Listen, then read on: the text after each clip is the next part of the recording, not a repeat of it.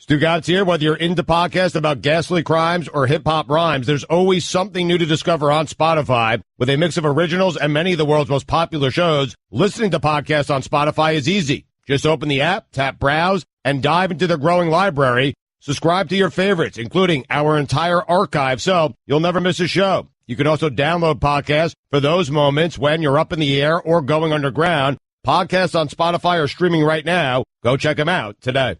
With the Citi Double Cash Card, you get 1% cash back when you buy and 1% as you pay. That's like the joy of getting 2 W's on the road or catching the home run ball without spilling your drink. Double boom. Double the love with the Citi Double Cash Card. Apply now at Citi.com/doublecash. Don Le Batard. A standing ovation for Meryl Streep. Hey, come on. She's been nominated 20 times, and she's won 3. She's a 150 career hitter. Very bad per. Streep. Stugatz. 150, Dan. I get you back, sent back to the minors within a week. She's right. Buddy Biancalana. My sense is you agree with me on this. This is the Don Le Batard Show with the Stugatz on ESPN Radio. All of Hollywood is burning, but this guy stands regally, uncommonly fit for his age or any age. J K Simmons with us on ESPN Radio. Enjoy having him on. Father Figures opens Friday. You've heard us talk to Owen Wilson this week, and that other guy, Ed Helms. That other guy you worked with, Ed Helms. There's J K Simmons with us. Thank you for being on with us, J K. I'm curious, on this film, working with these guys, was anything unique about the experience?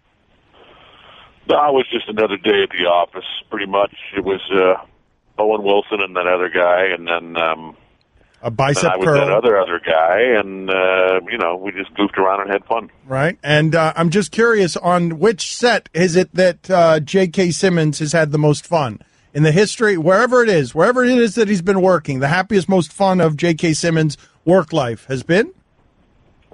You know what? We had a lot of fun, and we cracked each other up a lot on Father Figures. The most fun and just like ridiculous laughter I ever had on the set was a little supporting part I did in a movie called I Love You, Man. Paul Rudd and Jason Segel. Yes, and those guys are funny. Those guys are funny. And so what was it? Was much of it improv, or what was it? Or was it just laughing offset? Was it laughing on camera? No, it was cracking up on camera. Poor John Hamburg, the writer-director, he was just constantly like, guys, can we just get one in the can, please? Really? Stop laughing at each other. Let the audience do that. Do you know how many awards you won for Whiplash? I do. Do you? I do not. Okay, it's 47 of them. If you had to, if I forced you right now, if I abducted someone that you care about, and it was like, you gotta find all 47 of them, how many are you finding? A dozen. No. And where are they? A dozen. Some of them are scattered around the house, prominently displayed. My favorite actually is the BAFTA award, which is sort of the British equivalent of the Academy Award, and it's a mask, like a Greek, comedy tragedy mask, and that's sitting on a shelf downstairs with the Greek masks that our kids made in 6th grade as part of their Greek studies project. Nice. And so, is that the proudest award that you won for Whiplash, or is that the proudest thing in your house in terms of memorabilia like that? That's just the one that sort of fits the theme the best. I want to talk. I'm sorry. Excuse me. No, never mind. Go ahead. I just wanted to talk to you about your career as a door-to-door singer. It's really all I want to talk about, right? To be honest with you. Yes. Okay, so if you're not familiar with J K. Simmons, you are familiar with J K. Simmons, is the point. If I put him in front of you, you'd know exactly what I was talking about. But maybe you don't know him by name. You should. But put that in front of him, Stugatz. Ask him the question. Well, it's interesting. I want you to take us through this because you were living in Seattle at the time, and you were providing singing telegrams in a tutu. And I would like you to maybe walk us through one of those. Please. And perhaps, give us a little singing telegram for the show. Oh, that would be great if you remember any of them. Tremendous. Yeah, that was not me. That's a really horrible rumor that's been floating around, and I think somebody photoshopped. It was in Seattle after college. Like me. In Seattle after college. Company provided singing telegrams. Yes, I did 2 grams. It was a dark period in my show business career. 2 grams. 2 grams. Can I get one right? I'd love to buy one right now. What would they cost? What would it cost right now? Right now, they would cost $500,000. And I would come to your house with some balloons and a tutu. Right? Yeah. But when were the discount days? What would that have cost me in the discount days of getting J K Simmons in a 2 gram? I think I made $10. I might have made 20 for 2 gram. So I'm guessing they probably went at $50 a throw. How is your singing? Well, actually, oddly, embarrassingly, I was a trained singer. I was singing opera and art songs, and Brahms and Beethoven before that. But for the 2 grams, they wanted like incredibly macho-looking dudes such as myself, right. With facial hair, preferably. Wait. Wait. So they cast you for this the same way they did for Oz? Oh, absolutely. Yeah. But we had to sing in falsetto. Was the final ultimate embarrassment. So yeah, we'd go sing Happy Birthday or whatever. Try and embarrass the people at their place of work, but what we mostly did was embarrass ourselves. Do you remember one that you did? Because people can request messages that you would have to Happy sing. Birthday. He remembers Happy Birthday, but do you remember anyone that was particularly shameful? Well, I mean, I have repressed all those specific memories. Understood, yeah. I do remember that oftentimes I would show up with my balloons and my, oh-so-clever little ditty that somebody wanted me to sing and just completely lay an egg. 30 people standing around an office staring at me, just waiting for it to be over so they could go back to work. And you're standing there in a tutu. So what? Like that. For $10. But so what is the place on the other end of the extreme? The only reason I don't actually say all of that or ask you about that to shame you, I like to show people in our audience sort of how great the journey can be. So from that point to where it is you've arrived now, what would you say was the most extreme example on the other side of that? We were talking earlier, George Clooney got 14 of his friends in a room and just gave them $1 million cash and took care of the taxes because they took care of him his entire life. What other place on the other extreme of that do you have from the far reaches of, balloon 2 gram land? Well, I gathered my closest, this was just a couple of weeks ago, and I don't like to, only because it's you guys while I talk about this. I gathered my 15 oldest friends and gave them $1 million each for being there for me through the years because I heard about that Clooney deal. You one-upped them, huh? Yeah, I wanted to make sure. 50. You had more friends and more money. More friends and more money. Yeah. Well done. Yeah. Well done. That's really nice. Took care of the taxes, I'm assuming, right? And while Yeah. And while it's funny, it's not really an answer to my question. Have you found a place where you've been pinching yourself because you're like, I can't believe I arrived here. I can't believe they pay me to do this. I can't believe they pay me this much. There are dozens of those. The first one that springs to mind was when I was when I was cast to be in the original cast, like you get your name in the Samuel French original edition of a Neil Simon play on Broadway, and I was just I got that phone call in my crappy little sublet in Hell's Kitchen, and I was just jumping up and down giddy like a high school cheerleader. Have you ever felt a shame in the movies that feels anything like being in a tutu singing to a room full of people who want you out of the room? Like, has there been anything in your acting career that has felt like that? I'm not going to give you any titles, but yeah. Yeah, couple, 2, 3, 4 times, yeah. But has J K Simmons ever done it strictly for the money, knowing that he was headed toward that? Like, because you don't strike me as the type, and certainly not at this point in your career. Like, you seem to be about the art, the challenge, and that the role be a little different each time, so that the experience would be different each time. Yeah. No, I can honestly say I haven't just taken a job that I thought was going to be awful just for the money, and I learned that back when I was making $175 a week doing regional theater, that there was one time when my agent talked me into going out of town to do a play that I had no desire to do, and I spent 8 weeks in Cleveland, first of all, just being miserable because I was doing something that I wasn't into, and I thought, you know what, I'd rather be back in New York waiting tables and waiting for something more interesting to come along. Again, Father Figures opens on Friday. We talked to Ed Helms about it. We've talked to Owen Wilson, and now we're talking to J K Simmons about it. JK, what's the best script you've ever read? It's a tie. It's Whiplash and Juno. Really? I read one. I heard that there was one that you read that you were so badly wanted to be a part of the cast that you would have done anything to be a part of the cast, and it didn't matter what they were paying you. Was that Juno? That was both of those and a few others I can think of. Pretty much everything I've done with Jason Reitman. I'm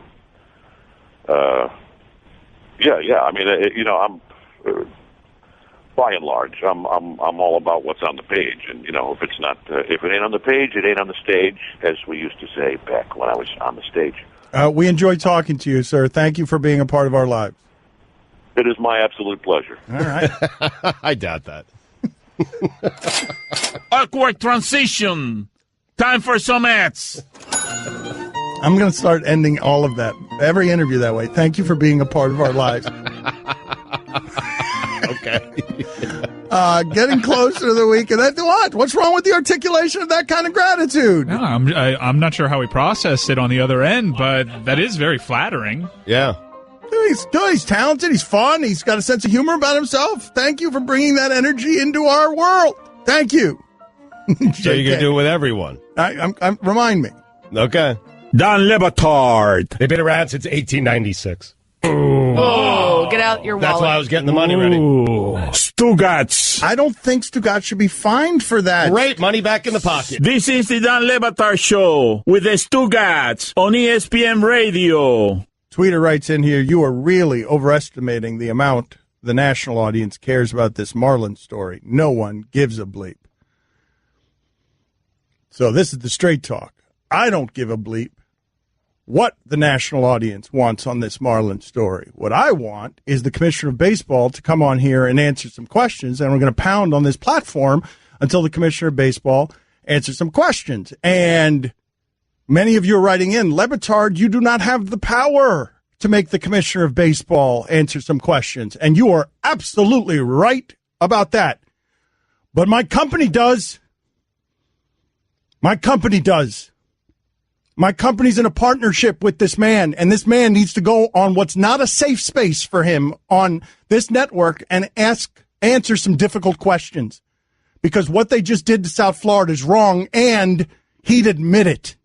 He'd admit it in an honest moment because he knows that what was done to South Florida here was wrong. Good for baseball, good for New York, good for him, not good for South Florida, and he can't defend it. So I'm going to try and get him on here to try to defend it. And I'm here to tell you that I doubt he comes on because he can't defend it. Not because he's scared of me, because it can't be defended. So we'll see. We'll see if it happens or not. Because I don't have the power to get this guy on here to answer some questions. But you better damn sure believe this company does. And so we'll see. We'll see if I can get him to answer some questions here. I don't think it's an unfair request. I mean, talk to the market. This market feels really, really bad about what just happened to them for the second or third time now. Fourth time. I'm sorry, since 1997. All right, come on and answer some tough questions. It's one thing for it to happen 3 times. It wasn't supposed to happen after you got your tax dollars. It was never supposed to happen again. Bud Selig knows that. But this is a new commissioner who hasn't... Like, what tough questions has this guy gotten about anything? Manfred, come here and do your job, please. Like, you got a customer base down here that is agitated with good reason. Has every reason to be. And you don't deserve for this franchise, this business down here that you got up to $1.2 billion by putting your buddy Jeter in charge of this thing and making sure that Jeter stayed in baseball and what was good for baseball wasn't good for South Florida, and Jeter doesn't have the money to do anything, Jeter incurred this debt. Jeter's solution is trade the MVP in a yard sale. Don't get value for him, and don't even take 2 or 3 months of his contract to see if you can increase the leverage and do what's best for South Florida or do what's best for the organization. Just cut money. That plan was delivered to you, Manfred. You okayed all of this. And so I would like to talk to you about it and ask you questions. Not yell at you. Civilly ask you questions that are difficult to answer. Yeah, we're not off to a great start there. Right. I mean, the tone's a problem, and I'm not going to fine you for it because I happen to agree with you. No. I deserve to be fined for my tone. My tone is terrible. You're defending the city that you love. Here's the problem. My tone is terrible. Against everyone, though, is what I'm telling you. I'll take whatever consequences there are to doing. I understand who I'm coming after here. Right. But here's the problem. The celebration in New York, a much bigger market, and the market that he cares about, Rob Manfred cares about much more than the market of Miami. The celebration up there is drowning out all the stuff down here. So I want him to understand it. I want him and baseball and all of you to understand what happened here and be clear on it. The problem was Manfred and the other owners, one approving this new ownership group down here, they heard this plan, and I'm not even sure they considered it. I think what's most egregious is maybe nobody saw what the problem was and that they were just repeating history again to a market that really can't take repeating history. Man, I'm telling you, what baseball has done to South Florida, I've said this for the last couple of days, and this is why I think, even though we can be a clown show a lot of the time, I think that the point of journalism a lot of the time is to hold the powerful accountable. It's the career path I chose. And so I'm agitated. It sounds like I'm furious. I'm just very passionate about this. And so, if not using the power of ESPN and this platform to question Manfred about my town getting bleeped up and down on something, then when? Then when use the power? And so, this guy needs to come on and answer some questions. And it's not like the commissioners for a long time have felt real safe on Mike and Mike. They felt real safe there. It's a safe place for them to go, and I get it. That's corporate America is buying up that show, and that show is great, and that show was a pioneer for a long time. But, Commissioner, come on here and answer some difficult questions, some things that are really hard to defend, some things that I don't think you can defend. That is Straight Talk. It is brought to you by Straight Talk Wireless, nationwide coverage on America's largest and most dependable 4G LTE network. And put some trampoline warning tracks in the outfield while you're at it. Don Le Batard. See how quick he is at slithering around things? Good. Like, yeah, you are good. You are a master liar. Stugats. Like, you are a genius liar. You are like the Einstein of liars. This is the Don Le Batard Show with the Stugats on ESPN Radio. We got a new celebrity prognosticator next. Guillermo, what are you laughing at? We should put my father on the air, right? We should not put him on the air right now. We should put my father on the air. No. Not the way he is right now. Bring him over to the microphone. I want to talk to my father before we talk to our celebrity prognosticator. I will tell him to watch his language. I will tell him. I was eating lunch. I had my back turned to everyone, and he just walked past me, and he would not take another step until I turned around. And when I finally turned around, he just scorched Derek Jeter. Yeah, okay. And we got to watch the language here, Poppy. We got to be careful with the language, please. My father's still coming in here screaming. He's just be careful, Poppy. All right, let's do this first so Poppy can gather himself. ESPN Radio is presented by Progressive Insurance. We're going to have a brand new celebrity prognosticator in just a minute. It means Carrot Top is out. He lost last week to Colin Cowherd. And that new celebrity prognosticator will join us on the Shell Pennzoil Performance Line. Here's your SportsCenter update. Manchester City defeated Swansea 4-0 for their Premier League record 15th straight victory. Hope I said that right. I have no idea.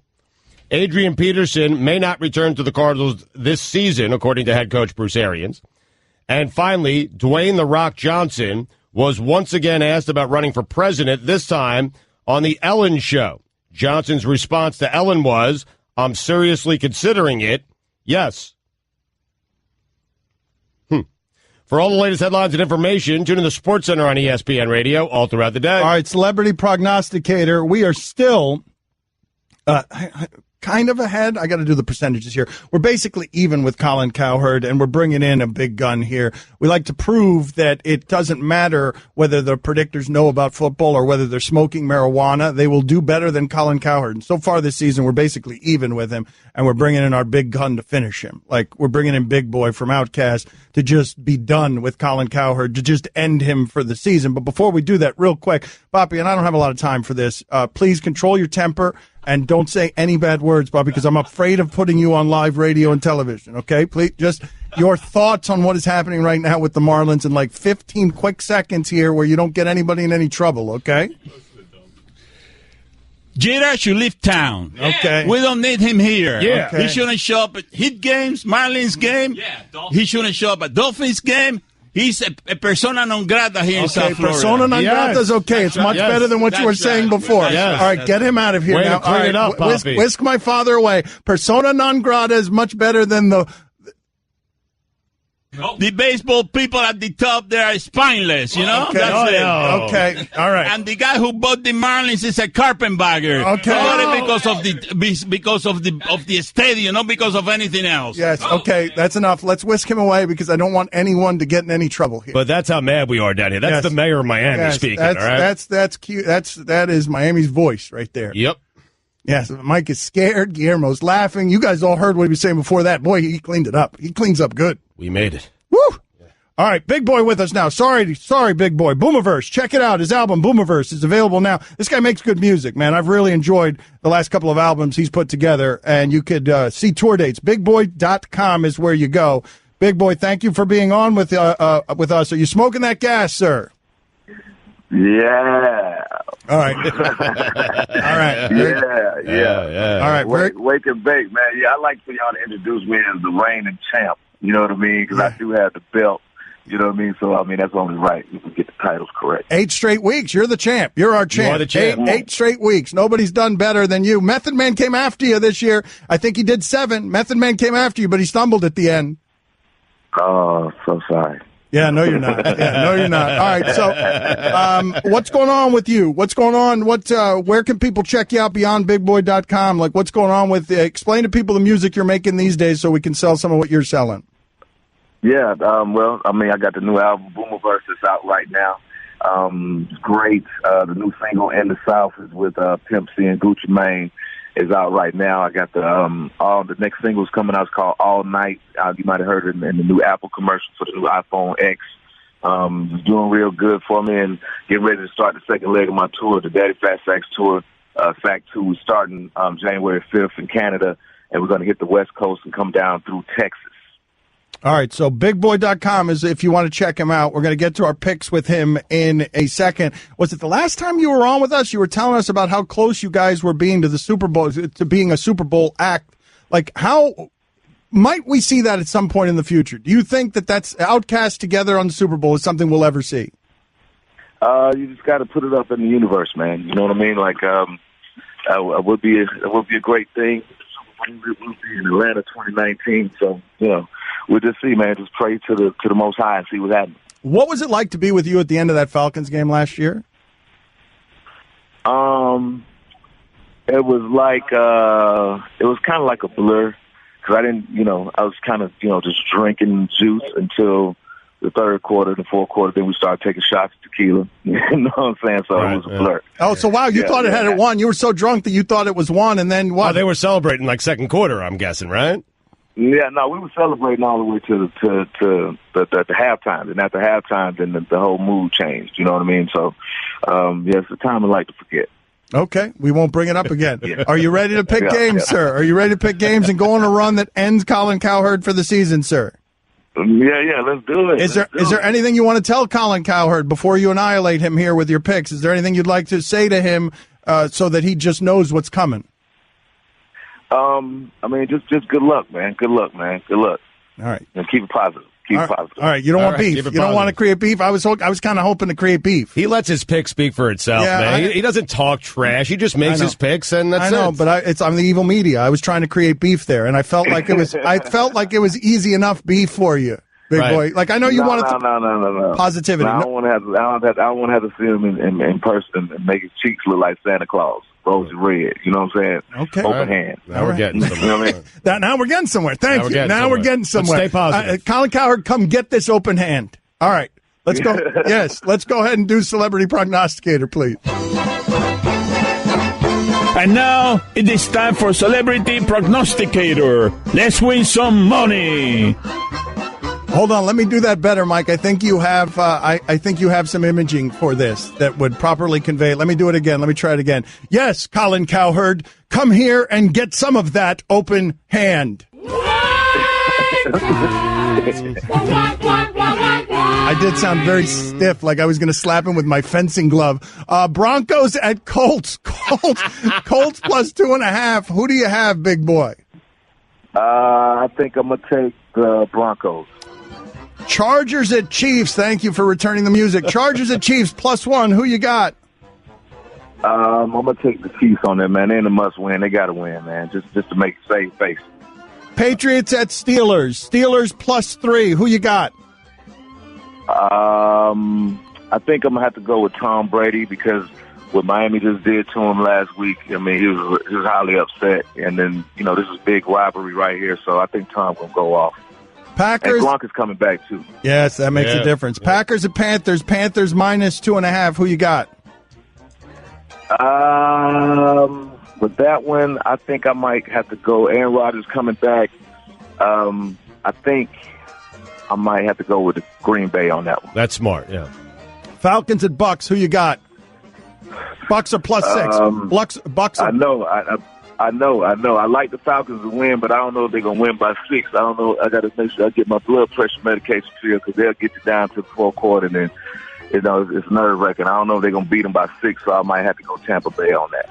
You've met Julio Jones, certainly. Yes, probably. Yeah.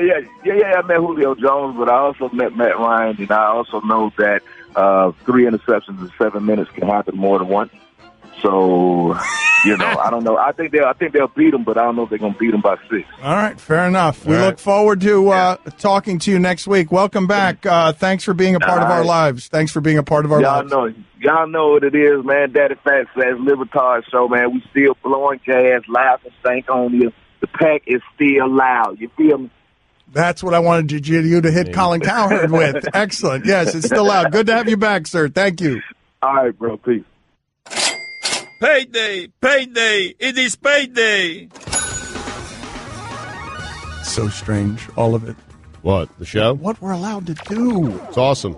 Dan Le Batard. Good work today. That was a fun show. Stugats. It was also intergalactically stupid. This is the Dan Le Batard Show with the Stugats on ESPN Radio. Guillermo, is that something you want to come to the air with? I see. I knew this was going to happen. It's just a fun game that we're having, and you're going to spin it into something that it's not. What is the fun game we were having? Well, I saw tweeted out a picture by Darren Ravel of Chris Collinsworth on the cover of Sports Illustrated in the 1980s, and I said, Stugats, is this someone based on physical appearance that you should trust or not trust? And when talking it out, we realized this is someone who looks trustworthy who you should not trust. So then we started playing that game, and then we were doing the opposite, and that's when you're going to start distorting things. Well, I didn't distort anything. What happened was you started saying, well, Kimbo Slice might look like someone that I didn't trust, but I feel like I would trust him if I knew him. I would trust Kimbo with my life, yeah. Right. Yeah, I spun the question on Bill, yes. Right, and so he went to Kimbo Slice, and then where else did you go? I said Marshawn Lynch. He looks like someone that maybe... It's really, I'm scared of Kimbo and Marshawn. Right, but I didn't say anything. I was just listening to you, and then you said, I need a white guy. Well, because I know your body of work. Well, but I didn't say anything. I was just looking at you, and I thought Collinsworth was the white guy. No, but he's the opposite. Yeah, he's the opposite. He looks like you should trust him, but you really don't. We need to find a white guy that looks like you shouldn't trust him that you would trust. Well, okay, so Jeremy Shockey is a white guy that you shouldn't trust, and he looks like you shouldn't trust him, and don't trust him. If you're with him right now, do not trust him. Right, J.J. Watt is perfect. No, you're missing the game. He looks like a guy you should trust, but there's no way I'm trusting him with anything. Coach K looks like someone that I shouldn't trust, but I do. In fact, the only thing I am trusting J.J. Watt to do is not get a sack. So wait a minute. I think a lot of people look at Coach K just on physical appearance and who he is and say that is someone I should trust, and maybe it's not. Those eyes, man. Maybe it's not. No, he looks like someone you should never trust. Coach K? Yeah. Yep. How about Bob Stoops? Bob Stoops is a guy that looks like you should trust him, but I feel like you can't really trust him with anything. He does look like a guy you should be able to trust. Pudgy face, looks like a nice guy. Smile, good smile. I don't trust the Stoops brothers. All right. I'll never trust them. Just based on how they look. I don't know them at all. Right. But the whole lot of them, you can't trust them. Does Troy Wingo look like he should be trusted? To sell you a coffin. What about Rob Ryan? No, the Ryan brothers are with they are with the Stoopses. You bring them to your house on Thanksgiving, you invite all of them in, and you've got a problem on your hands all day. But I don't think that it's like bad intention problem you have. It's just kind of like a rowdy problem. Yes, you've got a rowdy problem, but next thing you know, your wife's foot in someone's mouth.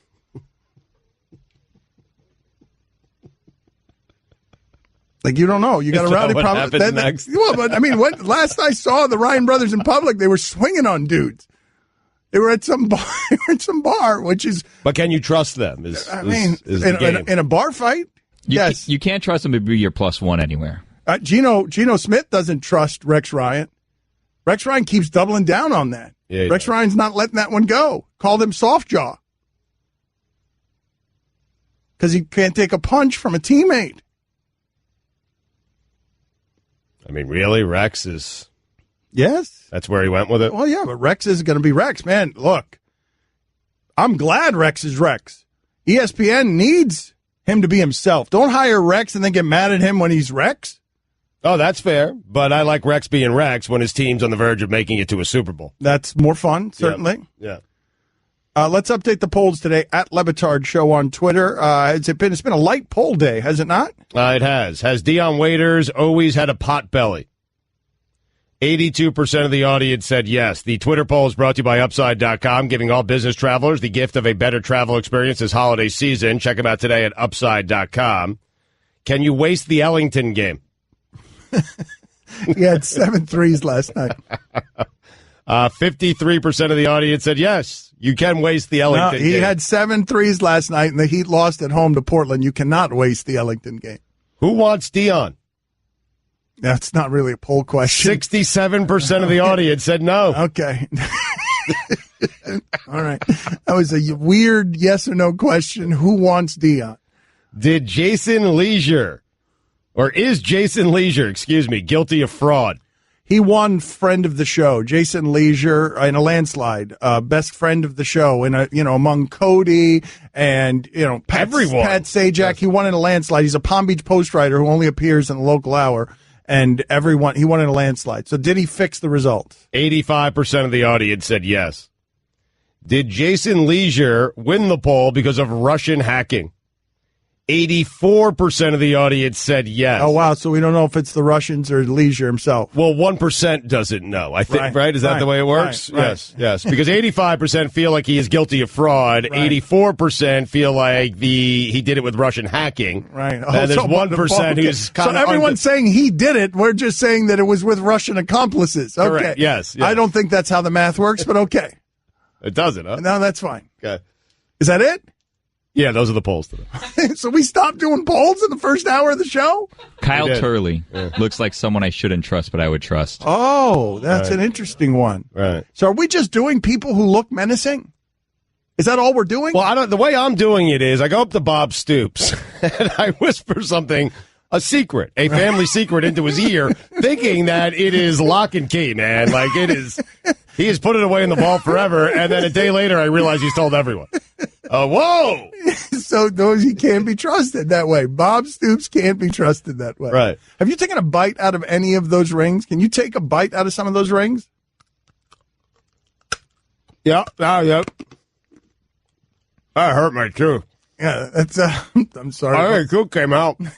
I am chewing on my tooth. All right, give us a hot take that way. Pump the brakes. I hate finger candies.